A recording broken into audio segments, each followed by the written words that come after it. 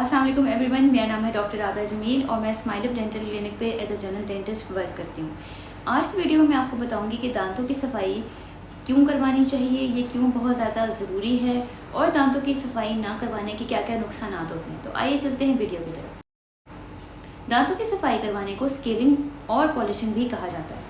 जब आप अपने दांतों की सफाई का ख्याल नहीं रखते, अपनी ओरल हाइजीन को मेंटेन नहीं करते, तो आपके दांतों पे एक येलो कलर की लेयर डिपॉजिट हो जाती है जिसको प्लाक कहा जाता है। जब आप प्लाक डिपॉजिट होने के बाद कुछ टाइम तक अपने दांतों की सफाई नहीं करते या फिर फ्लॉसिंग नहीं करते और अपने डेंटिस्ट को विजिट नहीं करते, तो दांतों के ऊपर उस प्लाक की एक और लेयर डिपॉजिट होना शुरू हो जाती है जो कि एक पत्थर सा बन जाता है जिसको कैलकुलस कहा जाता है।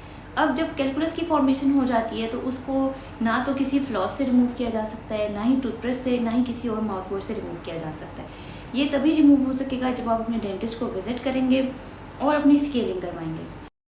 स्केलिंग के बारे में दो बहुत बड़ी मिथ्स हैं। सबसे पहले ये है कि स्केलिंग कराने के बाद दांत जो हैं वो हिलने लग जाते हैं। सबसे पहले पेशेंट यही कंप्लेन करते हैं कि हमारे दांत हिलना शुरू हो गए हैं, और बहुत सारे पेशेंट्स ये कहते हैं कि स्केलिंग कराने के बाद हमारे दांत जो हैं वो और ज़्यादा ख़राब होना शुरू हो गए हैं, उनके ऊपर प्लाक और कैलकुलस के डिपॉजिट ज़्यादा बनना शुरू हो गए हैं।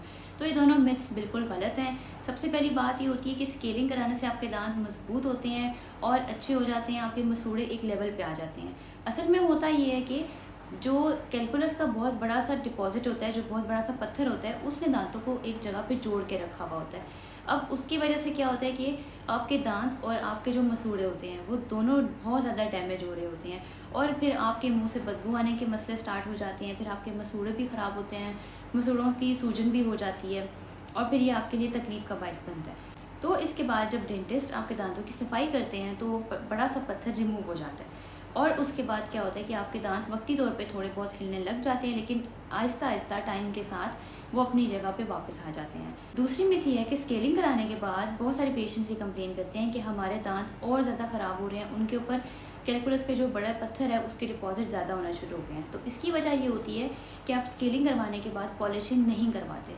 स्केलिंग करवाने के बाद दांतों की सरफेस ज़्यादातर रफ़ हो जाती है, जिसके ऊपर कैलकुलस और प्लाक के डिपॉजिट होने के चांसेस ज़्यादा हो जाते हैं।